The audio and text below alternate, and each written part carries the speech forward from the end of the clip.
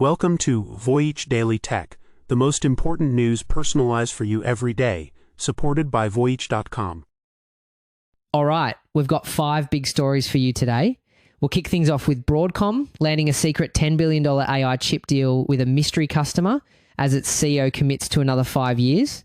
Then we'll look at how OpenAI is launching an AI jobs platform, putting it in direct competition with its biggest partner, Microsoft. After that, we'll see Nvidia publicly attacking a new US law designed to control chip exports. We'll then shift gears to Alphabet's Waymo, which is bringing its Robotaxi to San Jose's airport.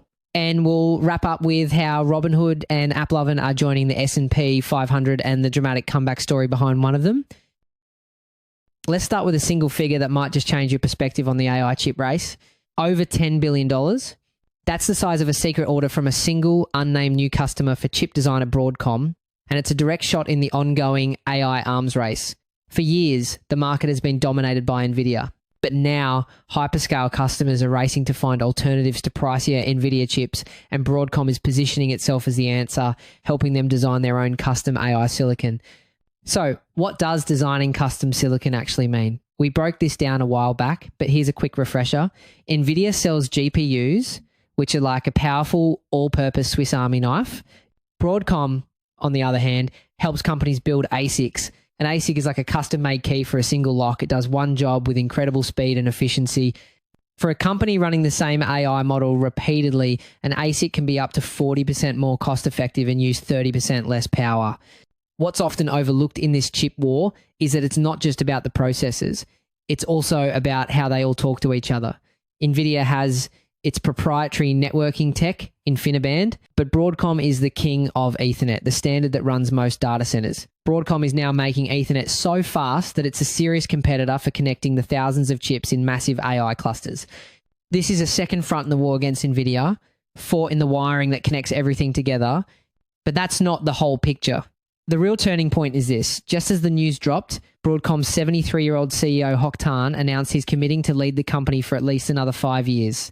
Hock Tan isn't just any CEO. He's the architect of modern Broadcom. His entire strategy, the Hock Tan Doctrine, is built on acquiring successful businesses, stripping them down to their most profitable parts and running them with ruthless efficiency.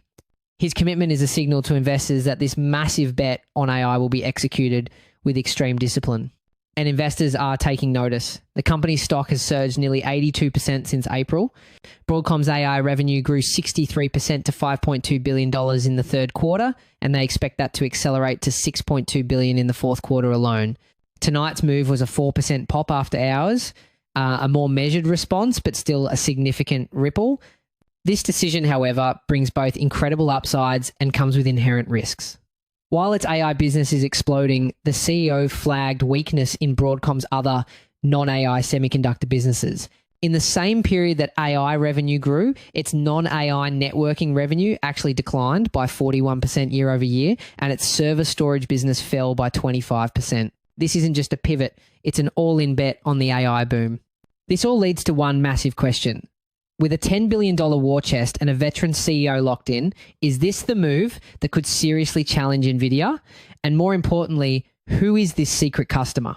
Well, while nothing is official, speculation from top analysts is pointing overwhelmingly in one direction: OpenAI.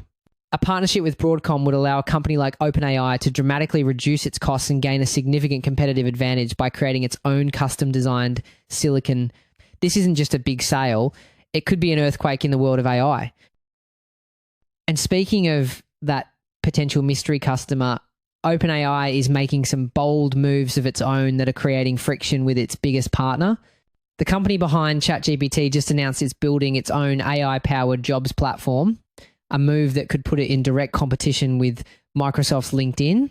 This comes despite Microsoft being its biggest financial backer, having poured a reported $13 billion into the company.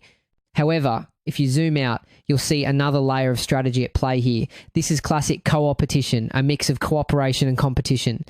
We've seen OpenAI grow from a small lab to an enterprise selling machine, and this jobs platform is the next turn of the wheel. The tension is real. Research shows ongoing disputes over control and revenue sharing, and in a formal annual filing, Microsoft has already officially labeled the AI startup as a competitor. This isn't just a friendly rivalry. Reports indicate OpenAI wants to cut the share of revenue flowing to Microsoft. At the same time, Microsoft CEO Satya Nadella reportedly wants to remove a clause that lets OpenAI walk away if it achieves artificial general intelligence before 2030. It seems Microsoft is worried about losing control of the very technology it helped fund, all while testing its own in-house model MAI-1 preview as a backup plan. What really brought this to a head was OpenAI's next development, a new certification program through its OpenAI Academy, which will teach workers how to use AI. This move tilts the strategic equation, putting OpenAI in direct competition with LinkedIn's own massive learning platform. By creating both the certification standard and the job market for those skills, OpenAI is positioning itself to be the ultimate kingmaker of the AI workforce. They get to define what AI competency even means, potentially devaluing traditional credentials in the process. They're not just entering the market, they're trying to become the market. The scale of this ambition is staggering. OpenAI plans to certify 10 million Americans by 2030. As COO Brad Lightcap put it, the opportunity is so gigantic, it's impossible not to bump into everyone else. Well, this bumps right into LinkedIn, but this raises a huge ethical question. What happens when a single AI model becomes the primary gatekeeper for millions of jobs? We've seen this go wrong before, like when Amazon had to scrap an AI recruiting tool because it was biased against women. If the AI is trained on biased data, it can accidentally build a discriminatory system. This all comes as OpenAI strengthens its ties with Washington, landing a DoD contract worth up to $200 million and joining the $500 billion Stargate infrastructure project. We are witnessing a private company with immense government contracts effectively taking control of the talent pipeline for the nation's most critical technology. The implications for competition and accountability are enormous. While OpenAI is strengthening its ties with Washington, another AI giant is on a collision course with US lawmakers. Nvidia, the world's most powerful AI chip company, just publicly called out a new US law for trying to solve a problem that, in their words, does not exist. In a sharp statement, an Nvidia spokesperson said, "We never deprive American customers in order to serve the rest of the world." The target of their criticism, a proposed law called the GAIN AI Act. The situation presents a fascinating duality. On one side, Nvidia has made massive deals with US-based cloud providers. But at the same time, global demand is so intense that the company has also placed huge orders to meet demand from China. The GAN AI Act would complicate this balancing act by forcing chip makers to prioritize all domestic orders first, essentially creating an America First policy for AI chips. Here's where it gets interesting. The legislation gives Washington the power to deny export licenses for chips with a total processing power of 4,800 or above. It's an attempt to control the global flow of computing power and limit rivals like China. So what does that 4,800 number actually mean? It refers to a metric called total processing performance, or TPP, a chip's total horsepower. By setting a hard cap, the law creates a target. Chip makers could theoretically design future chips to have a TPP of, say, 4,799, just under the legal limit, allowing them to legally export powerful hardware while technically following the rules. It's a high-stakes game of cat and mouse played with silicon. And this is why Nvidia's warning shot is so critical. They believe this entire strategy will backfire, arguing that restricting sales will ultimately stifle global competition and harm the American economy. This America First approach could trigger a massive strategic blowback. Allies in Europe and Asia, worried about being cut off from US technology, are already pouring billions into their own sovereign AI initiatives and chip champions. The European Union is even planning to build its own AI gigafactories. GAN risks sending a signal that pushes our allies to develop their own alternatives, potentially weakening US leadership in the long run. This all begs the question, who truly knows how to win the AI race? The government trying to build a fortress around its technology, or the company that builds it, arguing that global competition is the only way to stay on top? We've been talking about the high-stakes battle over the hardware that powers AI. Now let's shift to how that intelligence is hitting the streets. When a Robotaxi service launched at the Phoenix airport, it instantly became the single most popular destination in the entire metro area. You see, airports are the cornerstone of Waymo's growth strategy. It's a brilliant two-part move: capture high-margin fares and more importantly, use the airport as a marketing channel to build public trust. Now, Alphabet's Waymo is bringing that same playbook to California. This fall, its driverless cars will start test runs at San Jose Maneta International Airport with plans for paid rides before year end. Navigating an airport is so much harder than it sounds. You have multi-level roadways, chaotic traffic, and unpredictable pedestrians. To handle this, Waymo's cars use a sophisticated sensor suite, 13 cameras, 4 LiDARs, and 6 radars to create a 360-degree view that can spot objects up to 500 meters away. It's this multi-sensor approach that allows the car to navigate the chaos. But this isn't just about convenience. The mayor of San Jose is framing this as a critical piece of infrastructure for the biggest sporting events of 2026, positioning Waymo to handle the massive influx of visitors. Getting into an airport isn't simple though. It involves complex behind-the-scenes negotiations. For example, before Waymo could even map the roads at San Francisco's airport, they needed a temporary permit and were required to share their vehicle tracking data. It shows the intricate agreements that have to be hammered out. And this isn't just a quiet West Coast experiment. Waymo has already launched commercial driverless operations in Austin, Atlanta, San Francisco, Phoenix, and Los Angeles. When we place this expansion alongside the human impact, the contradiction becomes clear. Research is already showing a measurable decline in hourly pay for ride-hailing drivers in cities where Waymo operates.